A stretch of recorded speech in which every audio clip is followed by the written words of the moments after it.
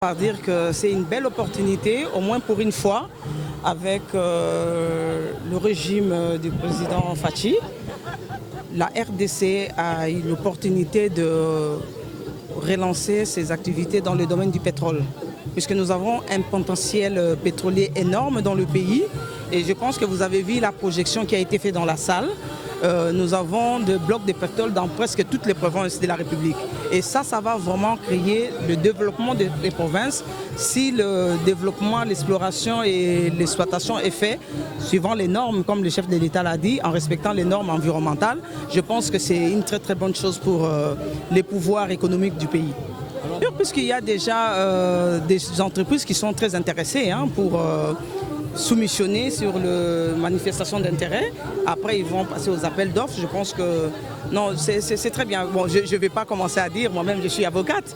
Donc si je me retrouve là, ce n'est pas pour rien, puisque j'ai des clients qui sont intéressés par des blocs, qui sont là, ils sont venus de partout.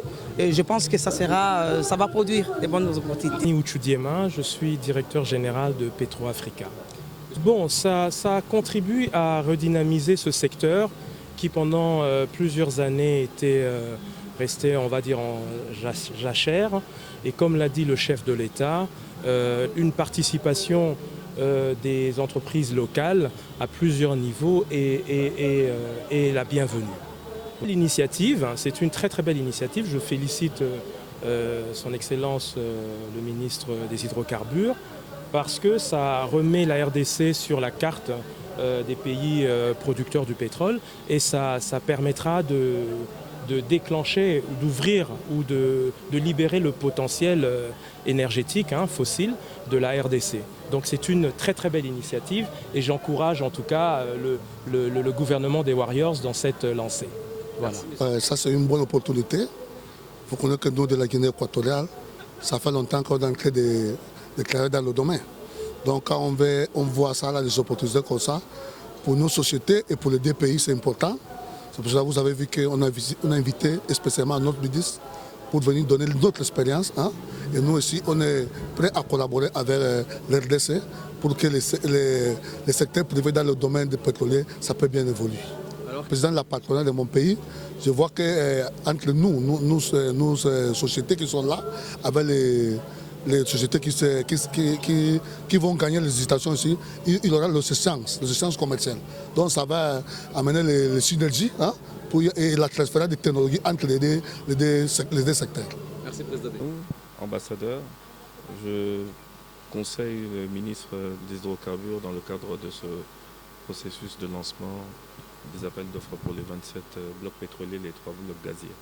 Processus qui est ouvert, transparent, pour pouvoir attirer les opérateurs du secteur qui sont les plus compétents, qui ont le plus grand savoir-faire pour venir nous aider à pouvoir développer ces potentialités dont regorge notre pays.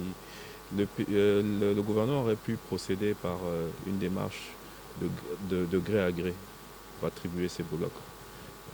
Mais le gouvernement a décidé de jouer la carte de la transparence, de l'ouverture, de l'inclusivité et a tout mis sur la table et a ouvert ces 30 blocs.